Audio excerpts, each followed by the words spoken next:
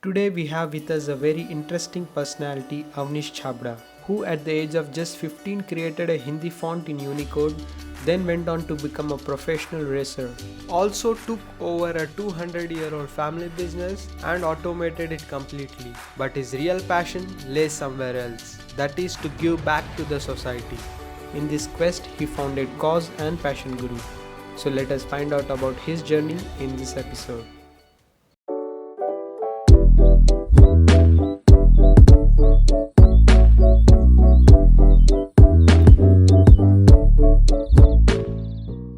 Can you tell us a little bit about yourself and your two startups? Absolutely, Ram. I think we started back from my childhood of passion of technology when I was maybe 8, 9 years old. And I was privileged enough to have a computer in my house at that time. Right from there, I realized that I had some knack for technology because I used to open up the computers and try to create softwares over there at that point in time. And that became a truth when I turned 15 years old and I took part in a inter-school competition and we made a Hindi font which is in Unicode. So whatever we are typing in Hindi, which is a very normal thing today in today's world, typing in the computer or the phone, at that point in time, around 15, 17 years ago, was the first time that it ever happened. And we actually stumbled upon it while taking part in a competition. And that kind of just, let's say, took us to another level that yes, technology is something which is in my heart and in my soul. So, but as we have it in India, and I was also a part of a family business, and we have had a business since generations, which is dealing in saffron. So when I turned 18, I told my dad I want to start a tech company and I want to go ahead and live my dream. But he told me that, hey, so running a business is not that easy, and you have something set up already as a family business. Why don't you run that first? And then whenever you've set that up, you can actually go ahead and do whatever you want to do. So I understood his advice and I did agree that, running a business is not a simple job to do. So I actually went ahead and took uh, part in the family business. I took over the family business. But even there, I did not leave my passion for technology. I actually kept going. So this I started with revamping emails, websites, e-commerce, and automation, and then ended it with a completely reinvented model of how that company ran, all the way from invoicing to weighing to everything was automated on technology. So when I actually achieved that goal, which was back around 3 years ago, I was like, hey, what next? I've done what I had to with the family business. I put my element of technology in it. Now what? And that's where the spark came in to give back. And I was like, I want to use this talent, this inherent passion that I have to give back to society in some way or the other. And that's where the two startups that we have, rather two brands that we have, were started 2 years ago, which is Cause and Passion Guru. This actually, while I was at a stage where I achieved what I had, when I was questioning, that's when I had this kind of like a soul calling. It was like an awakening of sorts where I just realized that, hey, I did all of these for 12 years. I set up all this work for 12 years. But for what? Was it to, earn a lot of money? Was it to buy cars? What was it for? Like, why did I spend 12 years of my life running a business which per se I did not want to, let's call it. So that's when I decided to recalibrate myself and I said, nay, you need to do everything that your soul calls for. And I started getting visions and downloads of in a way that I would be creating some sort of a village which is self-sustainable, which will have a lot of children. Let's say around, I saw the number as 50,000 children at that point in time, which was just 3 years ago, and these were all children that were driven by passion, and they were driven by their soul in their way, that they just did what they wanted to do, what they love to do, and nobody told them do this or do that.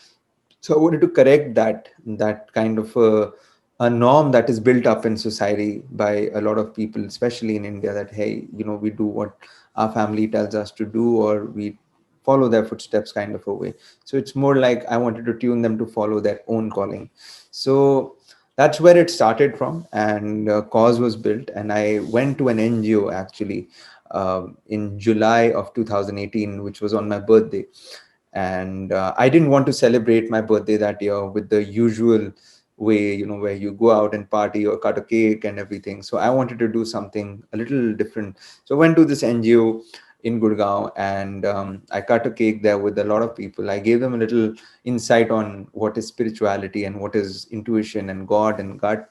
So I spoke to the kids. It was a beautiful interaction, a really heartwarming interaction. And then, I did a little one-to-one with some of them. I actually kept going back to the NGO to interact with those kids, to understand them better. And that's when I realized that there's a big gap in technology and NGOs. It's huge, because NGOs are so operationally involved in working and managing these kids and getting their education right, getting their food and everything in place, that they have just totally not used how this technology is now a boon. So they've not used this boon up until now. So we here are sitting on video calls and WhatsApp video calls on a press of a button. Even though they have access to it, they don't know how to use it or how to utilize it, let's call it.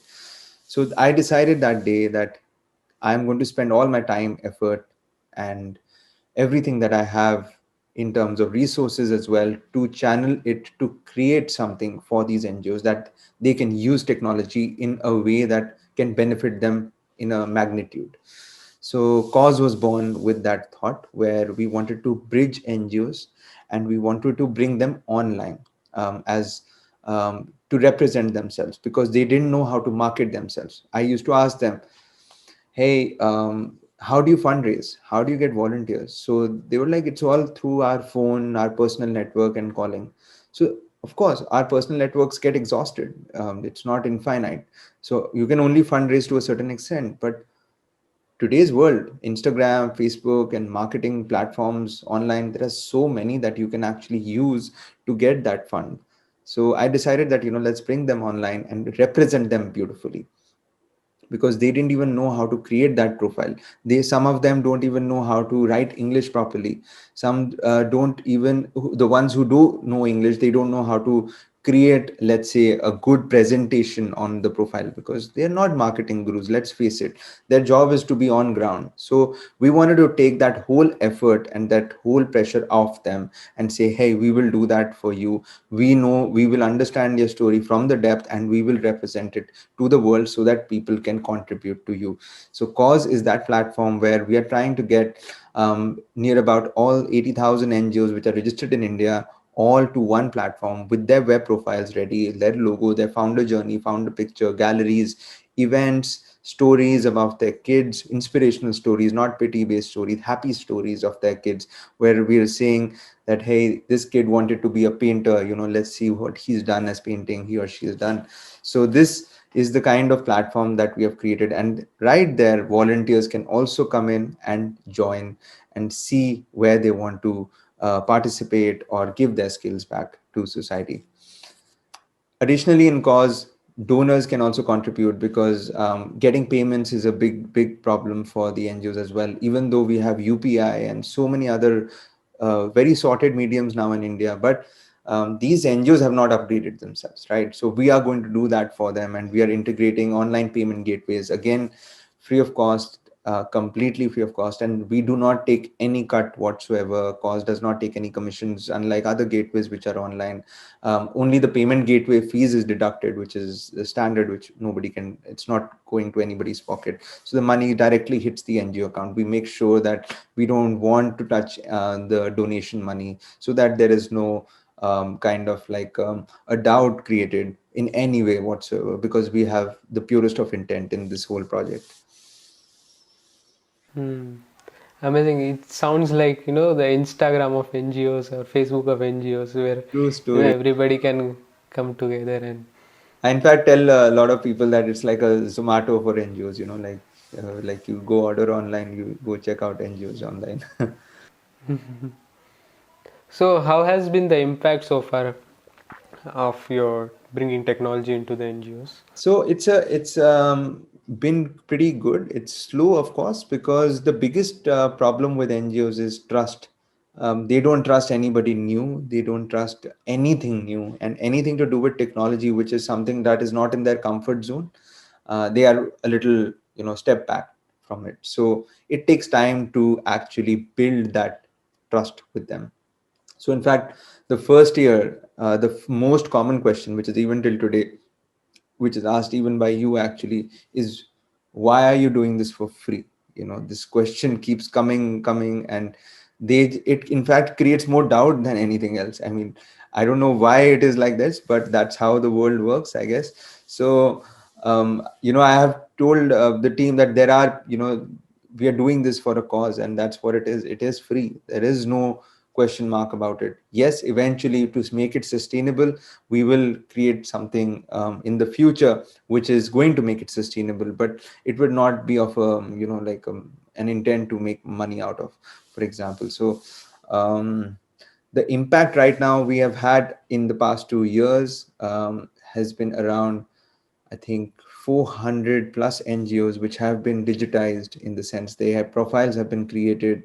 And trust me, these 400 have all been done manually, in a way. Like our technology was not ready, our platform was being built, because it does take time to build these large platforms which is so custom tailored to the NGO segment. So we had to learn and go and evolve as we go. So in fact, now in this month, that technology has become ready. So in the around the first week of January, we're going to be announcing it open to everybody to register, and the whole back end of the platform, which is the main thing that was being ready, is now prepared. So after now, I believe that we would be doing around 100 200 a month, because we have got the volunteers who are waiting literally in line to work on this. And these volunteers are also the part of the impact, I would say, wherein these volunteers are able to contribute their time sitting at home with little or no skills, and we don't need any kind of certificates or degrees, because what we're asking them to do is pick up the phone and call the NGO and listen to their story, and in your regional language, in Tamil, Gujarati, Marathi, please call them in that regional language, listen to their story, because they don't know English. Please listen and then convert it into beautiful English and send it to us, and we'll make the profile for them. So that's all the volunteer has to do. So there is like a mix of a caller slash storyteller, let's call it storyteller, and content writer kind of a thing. And obviously we have such flexible hours. So this is a part of the impact. We have already touched base with around 100 plus volunteers, and we have, I think, around 500 just lying in the pipeline, which we are not able to, let's say, channel properly, just because our technology is still getting up there. So this is the kind of impact cause has already done. And a new impact thing that I would like to add, which is in fact closed just 3 days ago with causes, we are actually setting up a school in Jammu, in Punj, and we're doing that for 800 kids with the chemistry lab, physics lab, science lab, sports equipment, and we're doing bala painting on the walls. So everything end to end with the curriculum in the school is being done by cause for that school itself. So this is the kind of impact we are trying to create with cause. Amazing. So I want to take you little to the back, like how was it growing up while you were in school and in college? What were your ambitions then and how has it changed over the years? So back in school and college, my ambitions were frankly to, drive the best of cars. To be very honest and upfront, that was what it was. It was to travel the world, and I've always, technology and cars, they have been hand in hand for me always. From And I like speed. I like racing. I'm a professionally certified racer as well, on the track in back in India.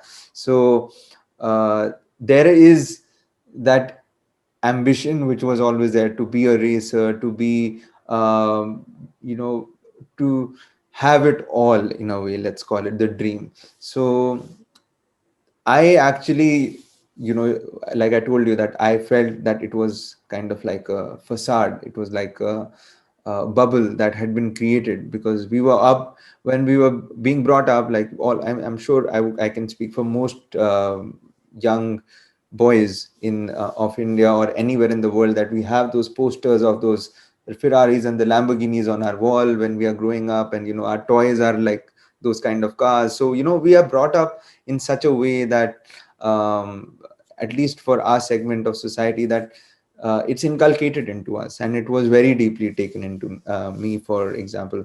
So my ambitions were to literally own as many cars as I can, to be very honest. I mean, in all colors if I could, so that was what I used to do. And I used to collect models and planes and all of these kind of things. And it just now is exactly the opposite, I would say. Yeah, I mean, I would not say that the passion of cars has gone. The passion of cars is still there, but the intent is not there to own all of this. It's not there to spend and waste money on all of this.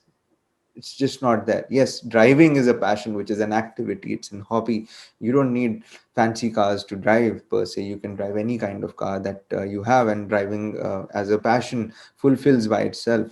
So I would also say that I'm still, even though I am channeling all my funds to this project, even then I am privileged enough and blessed enough to be able to fulfill all my hobbies and passions on the side. So uh, I think that's been pretty much what my childhood has been like. It's been revolved around that. I've also been a lot into partying and the usual, like the Delhi boy-ish kind of person, partying and drinking and all of that kind of stuff. I used to do that throughout my life, and I would not say I have regrets, because every life journey is an experience and it's something that I've learned from. But today, I don't do any of that. I don't, I mean, I'm totally averse to it. I don't understand why a person would drink, to be very honest, because it's like escapism, I would say. It's escaping your reality. And if you can't face your reality, somewhere there is something that you need to look within now. So I prefer doing that whenever I am also low. Instead of going out to have a drink, I in fact just sit at home and meditate, and I just try to find out what's wrong with me, what's bothering me in those thoughts. So it's completely a shift, I would say, and I am uh, very happy that I'm in this space, and very blessed that this shift has happened, I would say. You talked about, like, drinking and having cars and wearing good clothes, like, these ambitions, I mean, they are in a way, like, they are forced upon us by social media and popular culture, and we tend to fall prey to this. Like, so what advice would you give some young people, to actually sit back and, introspect, that are these really my ambitions in life, what I do really want to do? Absolutely. So I would say, So how did you, when, like, is there any phase in your life that you actually introspected this? No, so what I'm actually absolutely. doing. So I mean, is there any specific instance that you realize this? So there have been, yes, I would say a series of incidents. I would not call it as one, but I basically reflected on one very simple thing, that I've spent, say, 30 years of my life, and let's just talk about the youth part of from 20 to 30. If I were to say I had 365 days in a year, out of 365, maybe 200 days, all I did was go out with the same set of people, have fun, yes, by talking, gossiping about things that are like football or cricket, or things that have no value in that per se. Yes, it is interesting to some large extent, but no more than that. But that's how I wired my life. I was drinking with the same people, with the same conversation, with the same everything. It was a repeat. It was like a pattern that was stuck. And I was like, what is the meaning to life? Is it what this is? And is it really meaningful to do this? Is it that meaningful to be sitting with these people, maybe meeting new people also, and just having a drink with them and talking about things that are very superficial, let's call it? So I questioned myself right there, and I said, hey, I don't want to do something I have done for 10 years and has brought me nothing more, because these friends, they disappear if you're not doing what they want you to do. Trust me, they disappear. You can try it out with anyone, and the second you stop that drinks, the second you stop that partying, a lot of them just pull back. They don't even call you after that because they're just not interested. So it just shows that, hey, this person who you thought was your best friend for life, just because you were out with him having a drink every day or at a party with him, is no longer there. So was that truly the connect? And can this person hold a real conversation with you without doing any of those for hours at a stretch, on days at a stretch? Probably not. That's where I reflected, and I was like, no, this is there's something wrong in what we are doing as society. No, this is not right. I need to rethink who and what my social circle is, who I hang out with, who I share my energy with. Why am I spending my time here? So all of this gave those question marks, and it just snapped out of a bubble when I started meeting people who understood this concept, who understood mindfulness. When I met these kids who in these NGOs who had this passion, when I followed my passion, I realized, hey, if I'm working on my passion on technology, you I don't need a drink. I don't need to go out. I can sit 24 hours sitting on that thing and I would still not get bored. Why am I not doing that? Why am I making this superficial thing my passion? That's where it came from, and it just started clicking again and again. And then when I started the action with the NGO and the kids, it just gave me that reinforcement again and again that, hey, no, this is what is truly life. When you see those kids and you see the smile on their kids just by those two sentences exchanged of positivity, of inspiration, trust me, that smile just takes me through a day, a week, a year. I can just go back to that smile and I'm happy again. So I don't need anything. I don't need any kind of intoxication. The smile, that gleam in their eyes is the intoxication that I get from. And it's just so beautiful. It really is.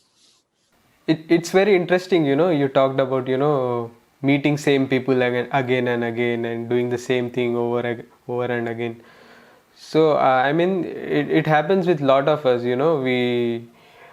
once we are, while studying, we are in a group of, some circle, and then once we start working, and then again we are in another circle with another group of people, and we tend to see only in that box, and somewhere stop exploring the other things. And I think that is one thing which is is making us not see the true reality. I think the whole sentence that you said sums up to one very simple sentence, which is called the comfort zone. And this comfort zone, frankly, is, like us sitting on this chair with a lot of cushions and just, hey, we are comfortable. My friend, I know if I go, what is going to happen. Everything is controlled. Everything is what you can predict. So when you're in your comfort zone, trust me, you can't grow. You just cannot grow. You're just sitting there. So why, so it's very simple. There are people, and there's no judgment about that, there are people who want to live their life in their comfort zone, which is totally fine. But if you really want to explore the potential of a human being, explore the potential of this mind and your depth within, comfort zone is not where it's going to come from. It has to be explored.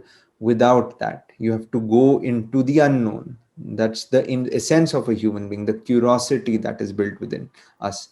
So if we don't explore that and we cap it and we stay in this pattern of meeting the same people with the same experiences or similar experiences, yeah, okay, I mean, please, if you really like that, go ahead with it. But all I'd say is, just imagine how big the world is. You're just a tiny dot in this earth.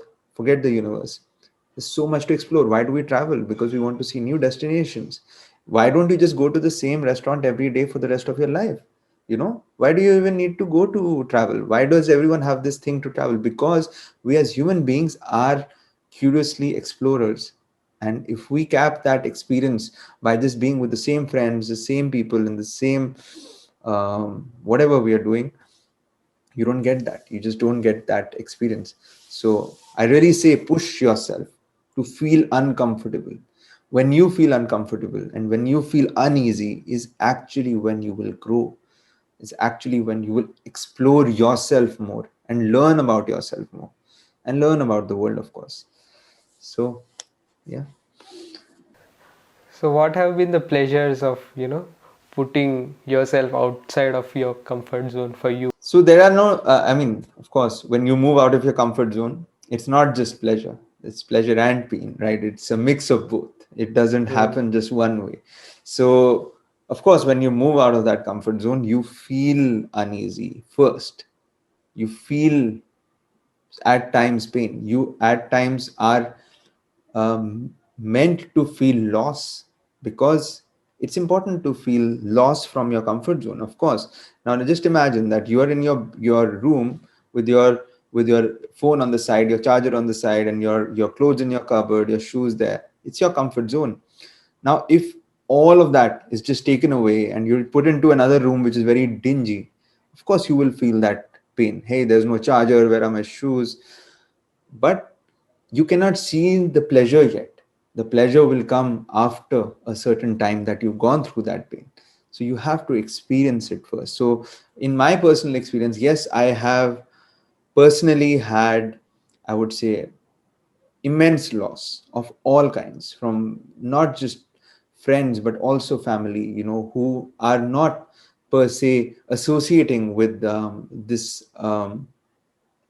way of life, let's call it this way of exploring life, not in the comfort zone, because everyone is so tuned to it. But it's your personal choice at the end of the day, and what I am getting out of it is uh, not explainable in words, is how I would like to put it.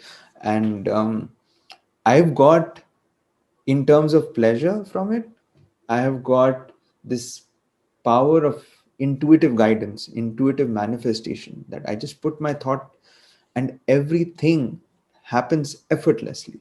Trust me when I say this. All I have to do is set an intent. Hey, I want to give back. The universe or people around me just conspire to do it in some magical way. It's just not explainable. And this magic is not possible in your comfort zone. It has to happen when you're out of your comfort zone. So, one second, my thoughts and my level of calmness is unbelievably patient. It's like very calm, very sober in that way, where I don't get aggravated much. Like it's not. I would not say that I'm 100% human being which has no anger or no irritation. Everyone does have their triggers, but I discover them in the way that, because my the level of thoughts that I have is become much lesser. So the clarity when I meditate is much better. So I'm able to discern my thoughts and then improve on them. So these are pleasures which some people might find boring, but it is immense, because when you can stand or sit in a place where everyone around you might be fighting, everyone around you might be arguing, but you're sitting full calm, at full peace, that's a pleasure of life that a very few people have. And I would trade anything for that pleasure, because I had this one sentence which I started with when had my spiritual awakening, which is, nothing at all is worth your peace of mind. Nothing in the world. There is nothing, absolutely nothing. If you are going to sit in your Lamborghini and be stressed about somebody scratching it, or when you park it, you're going to be stressed about, oh my God, where is it parked? And throughout the time you're sitting at that fancy restaurant, you're stressed about it. What's the point? Like, what's your peace of mind? What have you got out of it? Nothing. It's useless. It really is. It's just a show off.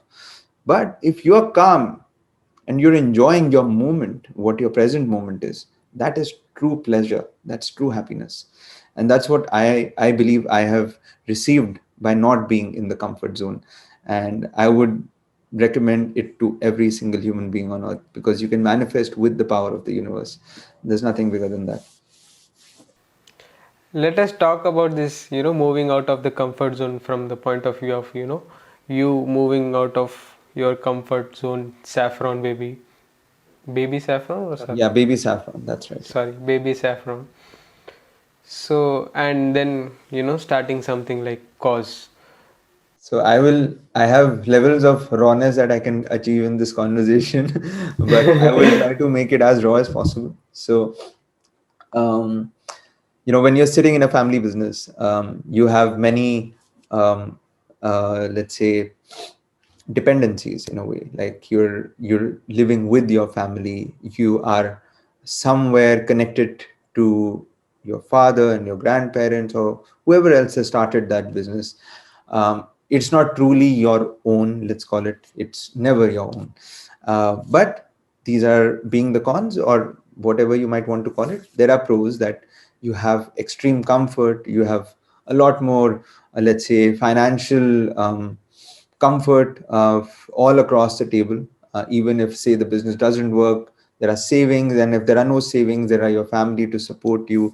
And at the end of the day, you have support from everywhere. Everywhere there is pillars of support. So leaving all of that was not easy. Of course, it was a big tough decision, that hey, what if I'm not able to make it? What if I become alone? What if my family disowns me? These are thoughts that came, like, what if my father doesn't like it? What if they just say you're a bad son, or blah blah blah. It's, how thoughts are, they're endless, right? They can cook up stories of all kinds. So I had to literally battle through these thoughts, and I had to say, hey, no, um, you know no matter what happens, you have still followed your gut, you have still followed your calling. Somewhere you will get that support from wherever it comes, however it comes. Just trust yourself. Trust would be the key word. I trust, just trust within, and go for it, because somewhere you have put it as, deemed it as right for yourself, somewhere. And when those thoughts come in, that somewhere it just gets forgotten. It just gets piled over by a pile truckload of thoughts. So I had to keep breaking it again and again. And even though, when I actually was about to go ahead with it, again some hammer will come, and it'll go like, no, come on, just do this another year more, this. And so that's life. It's like a rubber band. You stretch it, and if you don't break it, then it'll just come back. So Mm. I left with a lot of courage. I would say left it with a lot of courage, and it took a lot of emotional battering, which I had to go through. Which is why I say now that if there is an emotional drama around me, I stay unaffected, and that's a blessing, I would say, that I have. That if people are feeling sad or anything, I am still neutral, and I am able to, in fact, help them out of their sadness, because I am not affected by it. I can see it from a third person perspective. So, getting out of that business, and getting out of that comfort zone more than that business would be, I mean, it takes immense courage, really. It does. And it takes repeated courage. It's the biggest word that I would say. Courage and trust is two things. You have to trust yourself, always trust yourself, to take that leap of faith, like they say it in the quotes. What were your initial challenges when starting Cause? Like, building the team up, both internal and external. Internally, I had a lot of challenges, to be honest. I thought it would be easy to start a tech company because I have so much experience and passion in it. But of course, it's not that easy to set up any business, which is the truth of life, I would say. And you need to know too many angles and too many perspectives, too many insights. So I did make many mistakes, which led to a lot of delays, a lot of losses. I lost a lot of money, to be very honest, right at the beginning. And it's not like we're making profit right now at all. So there's no revenue in the company in that way, that we are focusing on right now, because we're just focusing on building trust right now. So internally, even the teams that I built, the kind of people that I built, the kind of trust that I put into them was not received back. It was not delivered back. So I realized that, hey, I'm just trusting people. I trust myself doesn't mean I have to trust everyone else in the same 100% aspect. So I started, balancing that out then. So I needed to see performance, I needed to see work, I needed to see if they're delivering or making a fool out of me. All of that had to be gauged in a certain way, and I started doing that relatively, and learned a lot of things in technology which I never knew about. And these were things that were big challenges for me internally. We really, the whole team has been recirculated completely. The whole company was revamped 1 year later because the people just were not a fit to the vision. They were not a fit to the vision. They were just working for their salary. And somewhere that is the kind of, let's say, incorrect recruitment that I did in a way. I was trying to sync them up into the vision, but they were just not sitting into it. So all of this has now been flushed out, and it's come out again in a new way, which with a newer vibration. So it's much better in that way. And externally, like I already mentioned, trust was the biggest game outside. It really was, because we had nothing. Literally, we were just going out there with this concept which I just told you about. It was just words, and through words we were able to build hundreds of NGOs to come to us just through words. And we're like, hey, we're building the platform. 6 months later it will be there, please let us know your details, please come on board, let us put your logo as an association so we can get more NGOs. The whole trust building, because we were like calling them and they were like, how many NGOs have you registered with you? 5, 3, 10. So they're like, who are you? Why are you doing this? And all of these questions. But now the brand has become a name in the market. NGOs talk about it. And more than the NGOs, we actually realize that it's not just the NGOs, it's the kids associated with the NGOs as well that we wanted to help, which took this whole vision to another direction, which created immense amount of trust and visibility of our brand, which is called Passion Guru. And that really started in COVID, just in March. It's something I always wanted to do, but it was very tough to do because NGOs were not open to come online, and now they're open to coming online because of COVID. So it became so much easier to do, and we wanted to push that out completely, and that really helped a lot in our build, our way forward. So there are two things, I myself have experienced this, that whenever you want to start something, new or come out of your comfort zone, you self doubt yourself. But there is also this one thing, when you have this pure, intention to do something for the good, you somehow, sometimes all those doubts, they disappear and you feel that everything is going to work out. So did you also experience this somewhere, that Absolutely, I really did. The doubts will keep coming. They keep coming. They repeat, repeat, repeat. And every time you kill those doubts, the voice, let's call it the volume or the intensity of that voice starts reducing. It's like chopping it off every time you kill the doubts. But if you don't kill those doubts and you don't keep them in check, the intensity increases and they overpower you. So every single time, let's say I was given a setback, every single time I came back more powerful. I said, I don't care. It's okay. I'm going to do this anyway.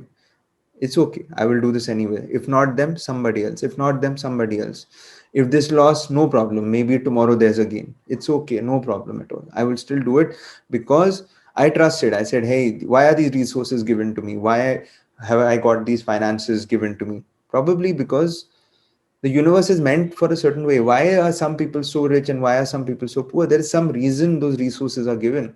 If you can understand the why, then it can be channeled so much better. Why not?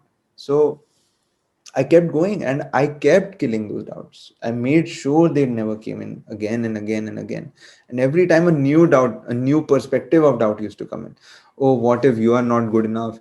What if your brand name is not good enough? What if your logo is not good enough? What if this person is not good enough? Kill, kill, kill, kill, kill. There is no other way to do it. You have to kill it, and you have to kill it with aggression, with force, with your pain. With you have to channel that instead of shouting at someone. You have to channel it within and overpower that doubt with that anger. I don't want this doubt. You have to murder it, literally murder. I have done visual ways to do it. Literally take a knife and stab it, or take a gun and shoot it, or become the queen of dragon, mother of dragons in Game of Thrones and burn them out. Do whatever you fancy, become Superman, but do it visually and kill them. Don't let them enter your head. Your head is your temple, and don't you choose what door to open, when to open, and to who to open. And these doubts are just people who are trying to seep into it. Don't let that happen. Keep that door shut. Always only allow what you want to allow.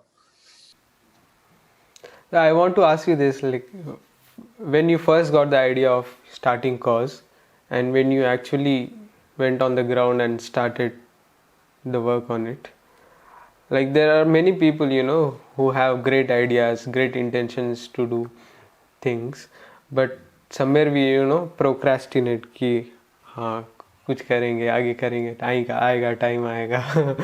So how much time did it take for you to get on the ground? So luckily, I'm a speed person, so I like things fast. So whenever I get a certain clarity, I just go. I don't wait 1 minute, not 1 minute. And that's just how I am. But I totally understand what you're saying, because I myself, fortunately or unfortunately, I'm surrounded with everyone who's procrastinating. So I totally get that. And all I say to it is that, how old are you again? Are you 30? Are you 30 plus? Probably. You've already spent half your life. It's over. And if you're talking, you're going to be above 60, 70, and at this health and energy level, that's probably not true. It can be, of course, it can be, but probably not. So, what is it that you're living for? And why are you whiling away your life? At what? For what?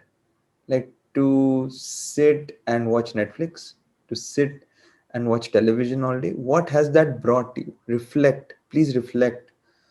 Did you see 18 hours of an episode of a series? You enjoyed, yeah, sure, you enjoyed. What did you get out of it?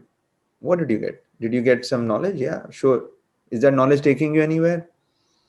Maybe in a conversation over a drink, maybe you be the smarter person in the room by a two couple of sentences. Oh, I saw this, this. That's it. After that is done. Your 18 hours boiled down to those two sentences of ego boost, in a way. And that's it. So if you can truly be content and satisfied with a certain thing, why procrastinate about it?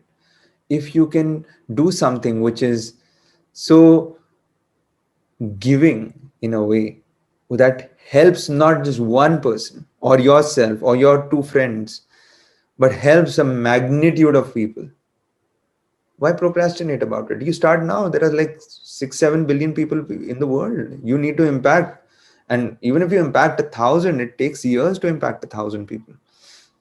Sure, you might not want to do it, but if you have the intent, the only time to start is now. Because the second you don't, every minute that you delay that, more thoughts will come. And that's the loop or the pattern of life. It's how it works. So you have to understand it like a pattern. If you're procrastinating, and every time you delay, you will procrastinate more. It's like a magnet, it will procrastinate more and more and more. So do you really want to be that person? Okay, today I'll do it tomorrow. Sure. So when tomorrow comes, you will say, okay, I'll do it after 2 days. After 2 days, you'll say 7 days, and then 7 days, 1 month. And that's how it works. And remember one thing, that every time you remove or delay that timeline by 1 day or 24 hours or even 1 hour, you lose your self confidence. You lose trust in yourself. And there is nothing that can, get that back without you yourself working for it. And it gets tougher and tougher and tougher, because you're reducing your confidence level by the minute. So procrastination is not just delaying the work, it's actually putting you in a hole, in a pit, for yourself as a person, as a soul. What am I doing? I'm useless. These are the subconscious chatter that is starting in your head. I'm useless. Imagine you yourself are saying I am useless to yourself. hours a day. Do you really want that? No. You want to say, hey, I'm a good, positive person. I'm an uplifting person. I'm a motivational person. I'm a happy person. These are the kind of thoughts you want in yourself. And the only way, and there are these affirmations that happen, I am happy. Hey, fine, go ahead, do it. I have no judgments on it. But it's somewhere lying to yourself if it's not true to you. It's somewhere lying to yourself. It's not going to work. No matter how many times you say it, it will seep in a little bit, but it's still faking it. The true thing of uh, thing comes in from action. Like they say, karma. Karma is action. If you don't do karma, then you cannot validate anything that you are saying. Words is one thing, karma is one thing. So I tell people, who procrastinate, who are lazy, I say, what, do the minutest of things.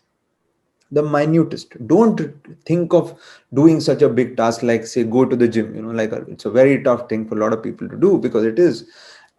But do something smaller. Hey, I want to, let's say, just sort out my bedside table, not the room. Not the room. I just want to do, I want to hang two of the jackets that were lying in my bed on the hanger. Two jackets, one jacket. Do not do something big. Please don't. It won't, I mean, I won't say please don't, please go ahead, try it. But if you fail, you will lose more confidence on yourself. So start with the smaller things. What happens is, when you do these smaller things, you get that happiness from within. You get that power from within to do the bigger thing. So channel it, use it like a fulcrum, use it like a medium to do it.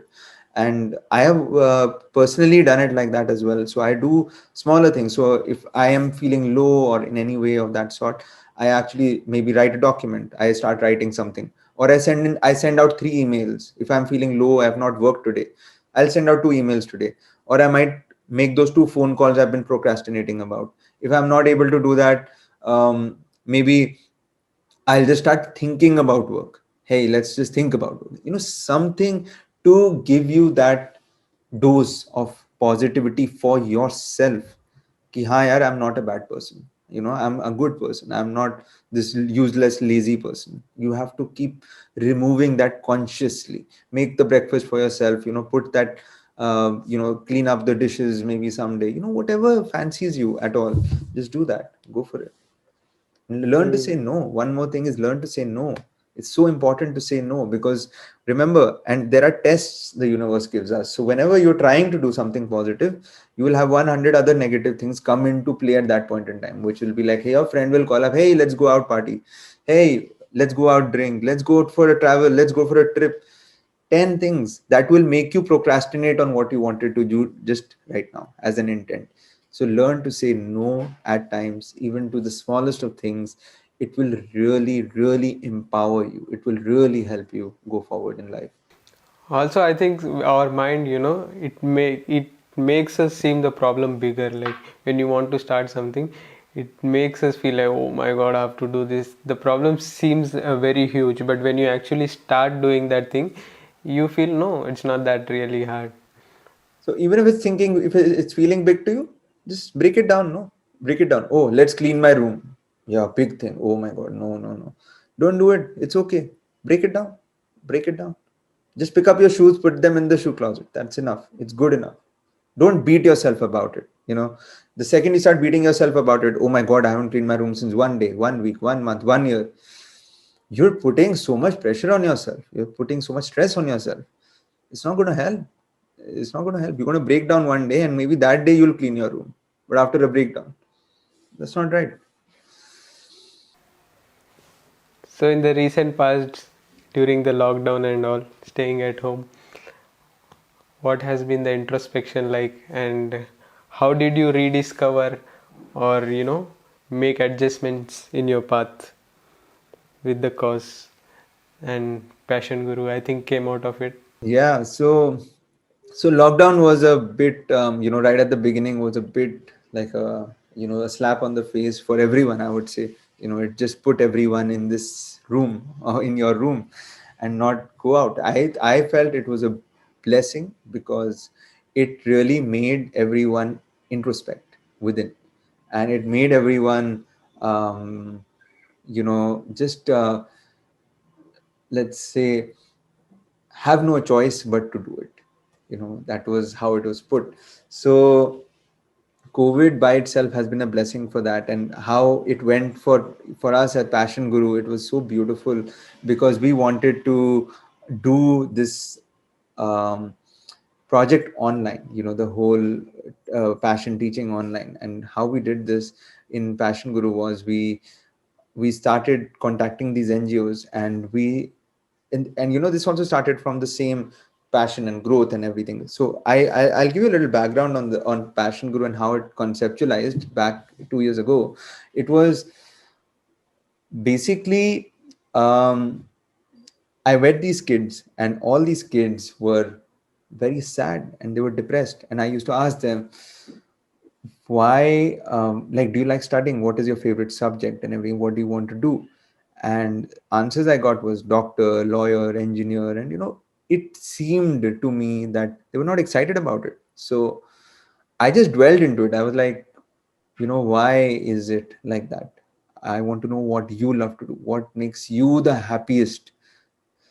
And then I got answers like journalist, painter, dancer, videographer, editor, robotics engineer. So I was like, wow, now that's what their passion is all about. So the second I realized that, I said, hey, this is the other thing I want to do. So we did one bit for the NGOs. This is what I want to do for the kids. I want them to, I want to be able to enable a bridge for their passion, so that they can actually pursue what they want to do. They should not be saying, I was not able to pursue my passion, even because they're poor. Nobody should be able to say that, because a passion doesn't cost anything. It costs nothing. It's just you just need a medium, a way to do it. So that's what we wanted to give with Passion Guru. So what we did was we got NGOs online on video classes and Zoom classes, and we got mentors and we got moderators, and we put them all together, and we started giving daily Monday to Saturday 4 to 6 p.m. classes on dancing, singing, painting, kathak, rhythm, sign language, mindfulness, theater. And all of this was just, it was just amazing to see those kids every day, and getting those videos and photos in my inbox on my WhatsApp every day. Trust me, that was my COVID. That was how my COVID went. So staying out of that comfort zone and all of that, these are the pleasures I got out of it, if I would to say. So even today, in fact yesterday, we had Christmas celebrations with Passion Guru and the kids. And I just felt like, hey, I feel like half a father to these 500 or 1,000 kids that we're impacting. Let's say 1,000 kids that we're impacting, and they were just dancing and singing Merry Christmas and Jingle Bells for all of us, and it was just beautiful. It was just heartwarming, and it's something you got to see. We'll put it up on our social media as well. So I think that's what the how COVID has been for us at the team Cause and Passion Guru. Personally, I feel, COVID has also been a huge factor of growth for me personally, because not just because of the whole Cause and Passion Guru, but even as let's say a complete closure of that transition from the family business to Cause, and to being more driven to what I want to do, what my soul is calling for, and going and taking that leap of faith. So in COVID, it just reinstated everything. It just fell more into place, and everything became more clear. And frankly speaking, I mean, today, as on today, I'm in that space where I am extremely grateful for have been done what I did, and the whole journey that I've done in the past 2 3 years, which was not easy. It was very rough, very uncomfortable. But today I feel very, let's not call it comfortable, but I would say I'm still in the unknown. But I feel very relaxed. I feel very at present in the moment, and I feel that I feel a sense of contentment that I have followed my own calling, which is true to my soul, which nobody else can understand. And I just feel that sense of confidence, that sense of, um, let's say, a fulfillment, call it a sense of fulfillment, that hey, I'm on the right path, I'm impacting these thousands of lives. These videos that I saw yesterday of the Christmas, it just gave me, reinstated that in me, that hey, look at what you're doing. It's not about the money, it's not about any branding, it's not about marketing, it's about these lives that you're impacting. And there's nothing bigger than that, really. It just can't be described. So getting out of that comfort zone, leaving that procrastination, moving away, staying true to your soul calling, has given me all of this. And it's just, I don't see it even comparable to what I was getting from my so-called, let's say, or friends, or my social circle, or my partying, or my drinking, or my cars. That was temporary contentment, temporary happiness, which was lasting maybe 30 seconds, 1 minute, 1 hour, 2 hours. This remains constantly with me whenever I go, whatever I do. It's so beautiful to hear this fulfillment that you're getting from the work that you're doing. Now, what are your future plans now? What is your goal with Cause and Passion Guru? So with Passion Guru, we plan to, mentor these kids to a level which is beyond what they could dream of. One-to-one mentoring with the best of teachers of dance, singing, painting, whatever they want. We want to enable that for them for free. And we'll find voluntary teachers to do the same. Along with that, we would like that some of them enter competitions like Dance India Dance and stuff like that, when normal things resume in life. And we would be putting them in competitions, and hopefully getting them to a stage where they are at what they want to do. It's We are not going to be pushing them to do anything. It's what they want to do. Certainly there is the other aspect of us getting them together in one physical space and providing them with all the facilities and the teachers in the physical space, because that's ideally what we want to do. And we want to take that dream of that village that I started with, and make that happen in the next 3 years maybe. Mm, with Cause, we would like that we make this collaborative platform, just like you would use today an Airbnb or a Zomato or an Instagram for your respective needs of those things. You would use Cause for giving back, for your inspiration, your positivity, your happiness, to read stories of change, to donate, to volunteer your time whenever you have it, so that you can uplift yourself in a way and get that confidence. Every time you will call that NGO, take that story, trust me, you will get that confidence. You will kill that procrastination every single time that you do that.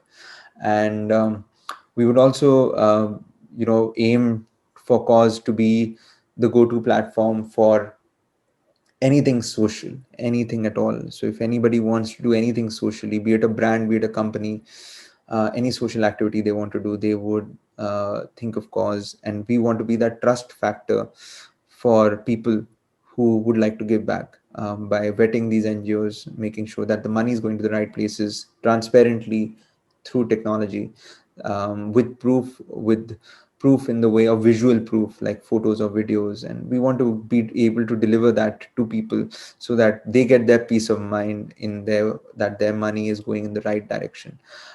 So I really believe that Cause can be a global platform for change, where all the NGOs can come together and be listed. And yeah, and they can tell their stories and take it forward from there.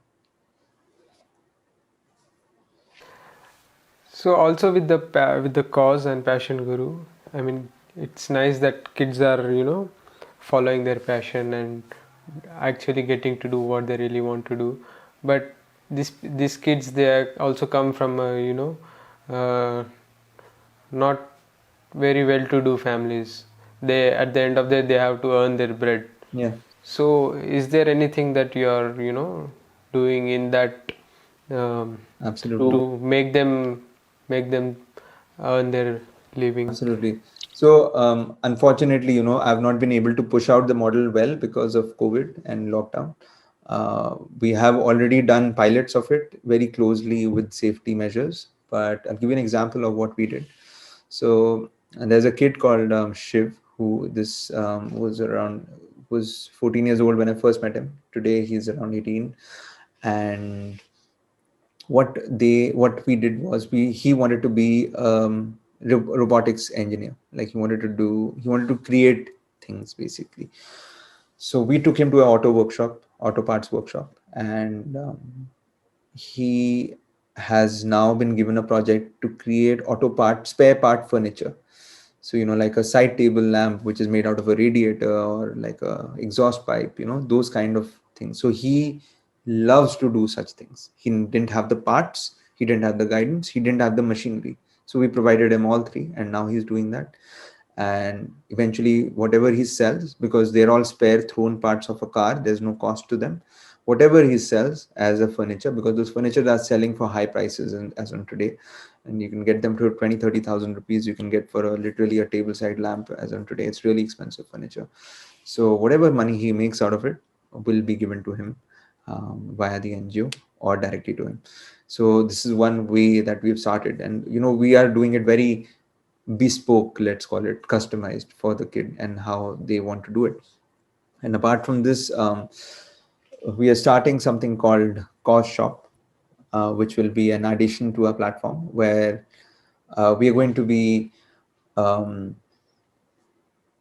only putting products made by the less fortunate and made by NGOs. So like those zari work, those handbags, those things that you might have seen with these NGO products that are made, all of these products will be put online, and it will be like a mini Amazon for NGOs, wherein they can list their products, and any products that these kids make, and the proceeds goes to the NGO.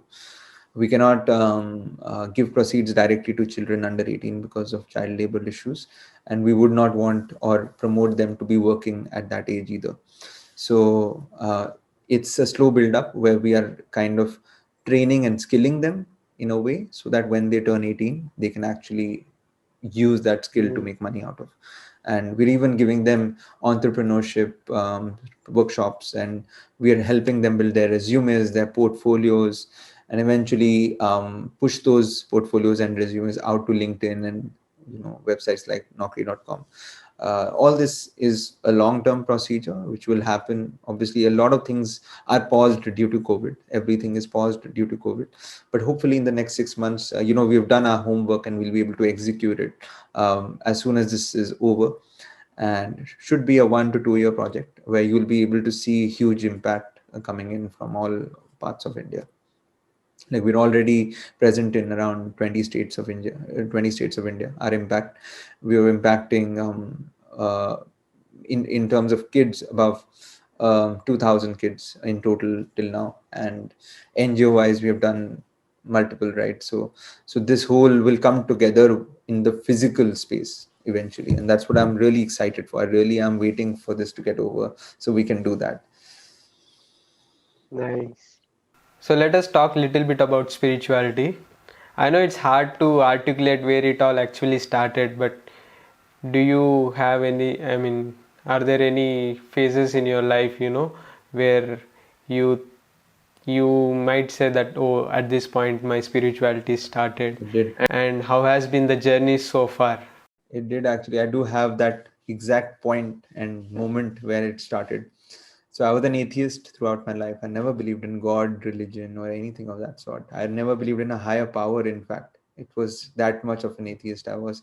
So back in January of 2018, I read a book, and the book is not that relevant, but the sentence that I read there, which rang the bell in my head, let's call it, was your subconscious mind obeys 100% orders. And this book was by Sergey Kahili Gang, and it's called Mastering Your Higher Self. So when I read that sentence, your subconscious mind obeys 100% orders. That means it listens to all your commands. It listens and obeys whatever you tell it to. Unfortunately, we have never learned how to command our mind.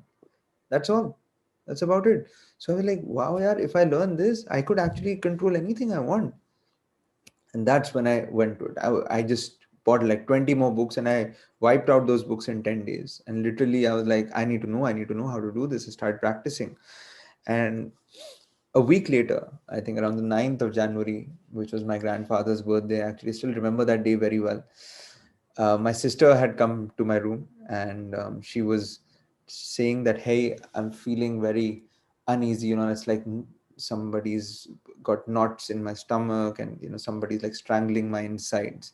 And she was having basically like an anxiety attack in a way. So um, though she had been on medication and had been seeing a professional since a few years, and all of that, but at that instance, I think she was not able to access the professional.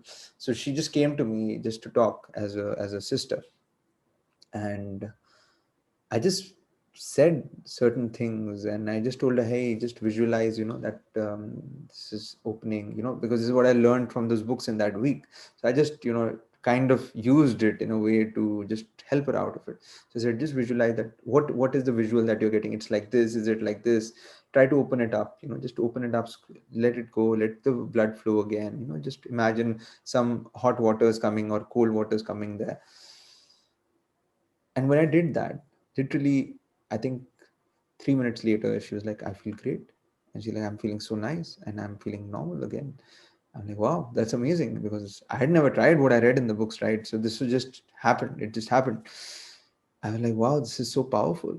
And literally after that day, I mean, we kept on going on with that conversation, but literally after that day, I don't believe she ever took medication again for anything, and never did she visit that professional again. So uh, that is when I felt the power of the mind, and I felt the power of spirituality. I felt the power of within us, the thoughts and the mind, and that there's so much more to this that I just want to know. And literally from that January till July, until my birthday with the NGO, which I spoke about, those 7 months, I did nothing but go within and read about spirituality. I did nothing. I left everything. I didn't speak to anyone. And I just did this. And everyone was, mocking me at that point in time. कि तू बाबा बन गया और तू ये हो गया और वो हो गया. So and those were those doubts and those pushes that were negative I was getting, but I had to fight through that. And I fought through all of that.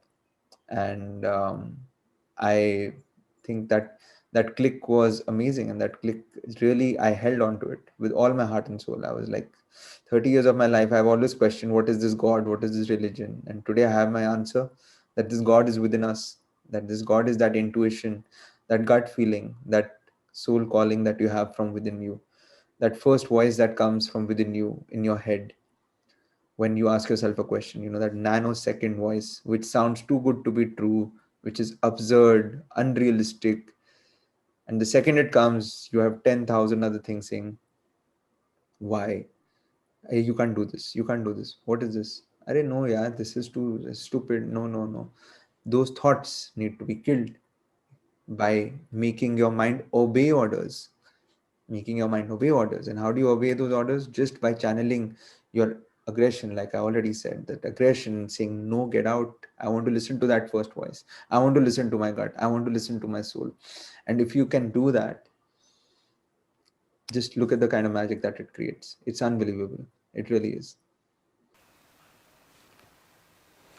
So, do you think that whatever cause and passion guru, when somebody becomes spiritual, he inherently becomes socially responsible in a way? Uh, Out of patterns that I've seen, it has happened to a lot of people, that you feel like giving back.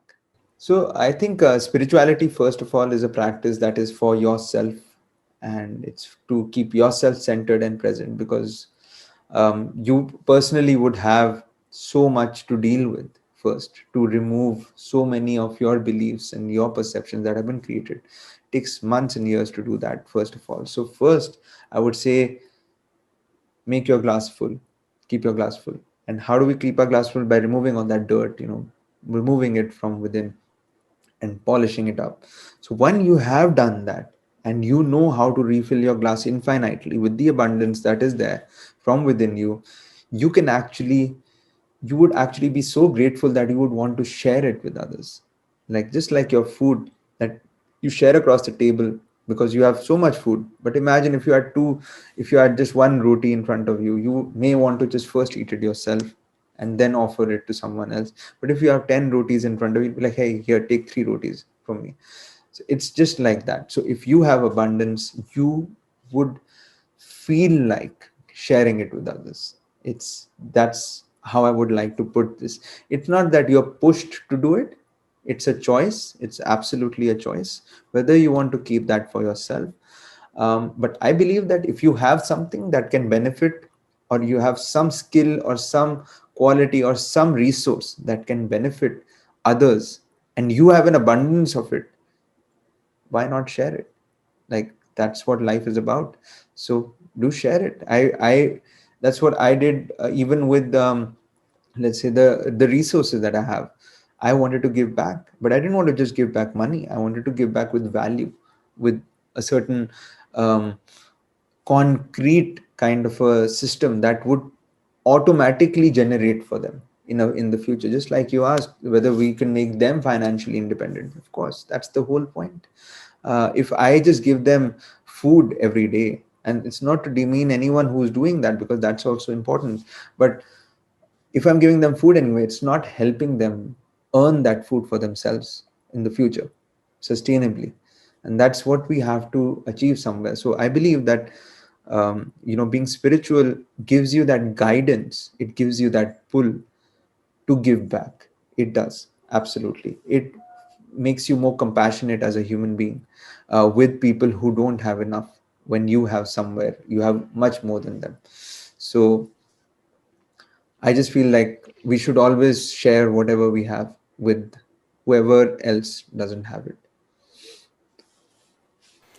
Let us take this question in a little different way. Like, if I were to ask you, if not for spirituality, if you were not spiritual in any way, would you be the same person that you are right now?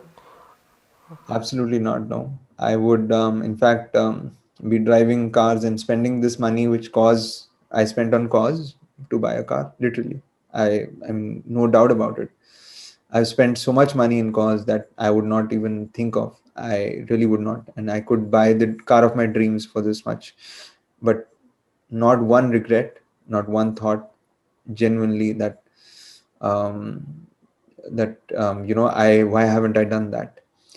I believe spirituality has made me realize the value of what we spend and blow money on, what we spend our time on.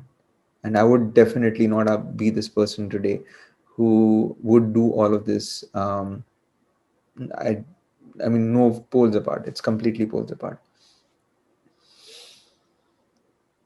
It's how you Yeah. see it, right? It's how you see me. Like a lot of people would be like, "Hey, I like that person who used to party and drive cars," And some people would be like, "Hey, this person who's turned now into is a boring person." But that's your perspective and how you see your happiness levels and how you see life as. So So, coming to the end of this episode, so the reason I started this podcast or series of these video interviews is to get some actionable work happen on the ground. So, people who are watching this, uh, what is that one thing that they can take back from this and put it to action? So there are a couple of things that you can do actually. So to start with, as an action, you can volunteer your time. Always remember that no matter how busy you are, you will always have that 1 hour, which is there in your day, which you could give back. It does not mean you need to go physically and travel 30 kilometers to an NGO to do it. It's possible online now. You can donate your time or your skill. You can be, if you're a graphic designer, please design logos. If you're a web designer, please design websites. You can donate your time by just doing that much, and you don't really need to do something which you don't resonate with. Please do everything that you resonate with, and we are just providing you that bridge, that avenue to do that. So if you want to do the karma, the action, we are just going to be that bridge for you. And earlier, it may not have been possible to do all of this, but now it is. So let's not procrastinate about, hey, I'll need to go 30 kilometers to teach English, which is not fun for me. It's no longer there. It's not the case anymore. So things have changed. Let's evolve and let's move forward with that. The second being, you can always drive change by doing what you love to do. So just, even if you don't want to do it for someone else, please do it for yourself. Do whatever makes you the happiest. And I don't mean drinking or partying. I mean something that will fulfill you, that will give you contentment. Just like you making that meal, or you're cleaning up your room, or just very simple things. Please do that. And if that is not what is your goal somewhere, if it's writing, it's photography, it's video editing, please do that. Do 8 hours of it, do 12 hours of it. Go to freelancer.in, sign up for your profiles, go for it. Just do whatever you want to do, but do it as an action and not as words. Words will not help anybody, and it's just goes on deaf ears. It really does. I've seen way too much of it in my life, personally, that I have to say that it's a deep wound to me, in a way that I have seen people around me just while away their life just by talking. Hey, I'm going to do this tomorrow. I've seen those lives rot in front of me, and there's nothing I can do about it, because I cannot help somebody who does not help themselves. I can only be that bridge, or provide that bridge for those people, but you have to walk that bridge. So if you don't walk that bridge, there's nobody who can do anything for it. You might get a push to go on that bridge, but still you got to walk it. That's about it. Thank you. Thank you so much for sharing your thoughts and giving your time.